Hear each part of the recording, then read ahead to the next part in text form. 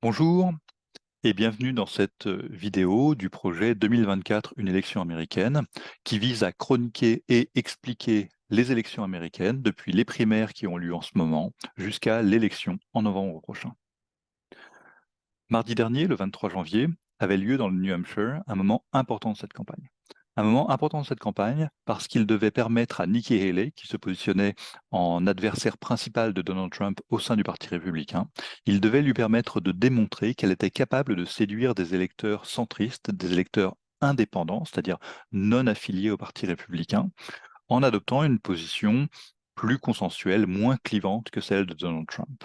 C'était donc le pari, puisque dans cette primaire, les électeurs indépendants pouvaient voter, ce qui n'est pas le cas dans tous les États. On parle alors de primaire ouverte.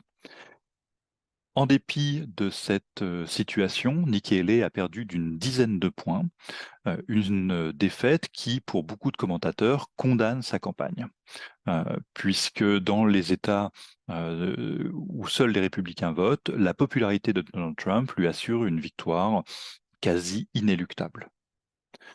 Néanmoins, Nikki Haley continue sa campagne. Alors, elle est la dernière rivale d'ampleur de Donald Trump, puisque Ron DeSantis s'était retiré de la course la veille du scrutin et a apporté son soutien à Donald Trump. Donc Nikki Haley poursuit et a annoncé qu'elle entendait rester dans la course jusqu'à la primaire dans l'État dont elle a été gouverneure, la Caroline du Sud, une primaire qui aura lieu le 24 février prochain. On peut peut-être se demander à quoi rime cette stratégie, puisqu'elle ne peut plus gagner ses primaires, ou sauf surprise majeure. Il me semble que l'explication est peut-être à chercher du côté des déboires judiciaires de Donald Trump, au sens où si Nikki Haley faisait face à un candidat soudain disqualifié ou disqualifié de fait par une condamnation, eh bien elle pourrait se targuer d'avoir recueilli des voix, d'avoir eu des délégués et donc d'être l'alternative naturelle à Donald Trump.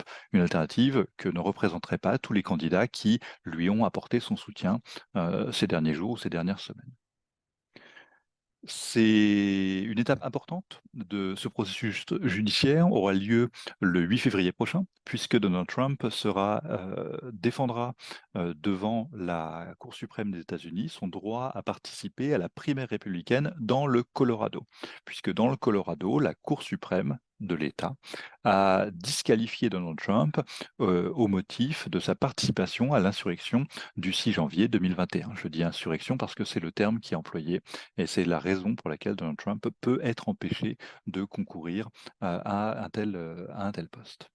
Donc on en saura un petit peu plus à ce moment-là, même s'il semble vraisemblable que la Cour suprême adopte une position prudente et oblige le Colorado à accepter la participation de Donald Trump à cette primaire. Ça ne nous dit pas grand-chose sur l'élection générale, même si la décision pourrait éventuellement faire jurisprudence. Côté démocrate, l'enjeu était tout autre.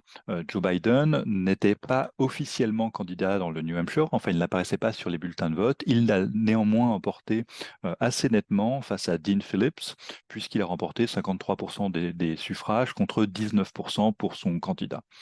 En d'autres termes, même s'il n'apparaissait pas sur ces bulletins de vote, il a démontré qu'une majorité des gens qui étaient prêts à se déplacer pour une primaire démocrate étaient prêts à faire l'effort supplémentaire d'inscrire son nom sur un bulletin de vote, de confirmer son soutien. Donc, Joe Biden échappe à cette trajectoire peu glorieuse d'un président comme Lyndon Johnson, qui, mis en difficulté dans les primaires au début 1968, avait décidé quelques mois plus tard de ne pas se représenter. C'était l'année où Robert Kennedy a été assassiné, alors qu'il était devenu le favori de la primaire.